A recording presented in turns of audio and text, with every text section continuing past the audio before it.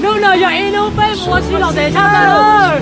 Ngon đã, cà tê đắt nồng, lúc trả đây đắt nhiều. Cái sao lưu phải để một xe sống ô.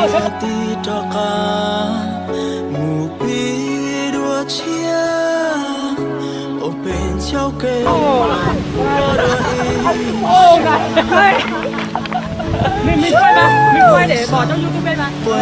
Ta cứ đi không gì sớm đời. Đây giờ ít chỗ. Vậy, bên một món vị nho đã. Lúc tay chuẩn miền Nam cà tê, lúc sò đắt nồng, lúc xài đắt kia. Nó trở nên sao để nó phải sai đâu. Ta được bên nhau.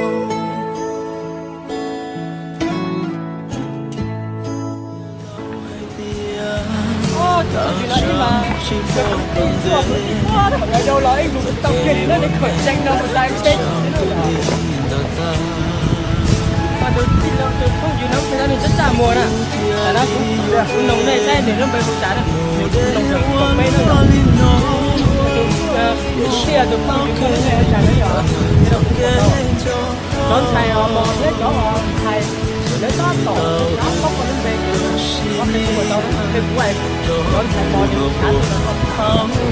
ăn nó trời cùi chi cho có mẫu trao lúa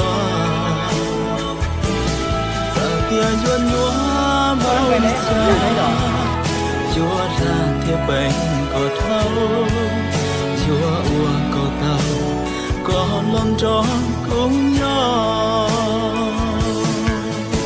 Và tiền nắng thì không có vẹn đêm mà êm đềm sẽ không tồn tại mãi.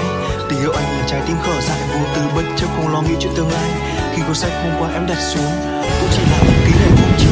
Tình yêu đó anh em không xóa cũng chỉ vì anh đã đến sao vừa trẻ lên để bọn nó phải sao bóng biển đi quả châm à ta chỉ cũng có lỡ nên nó bị họ sống được xảy ra nên ta mua từ hữu cái này nó được em cầm nó khổ quá giờ là để cá tàu người chết đá đán tàu nó không chết đá tàu nó không chè ba đằng kia muốn cành nó cho nên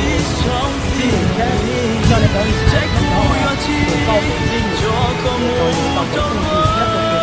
tàu đó đêm anh vẫn nhớ em bao ký ức ùa về lại cầm đôi vai vì đã lỡ buông tay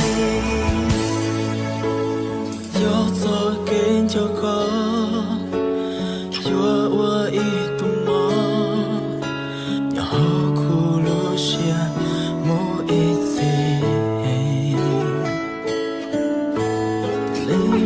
có luôn bên lòng khá chết chia hôn đua xia phát nụ lúa kia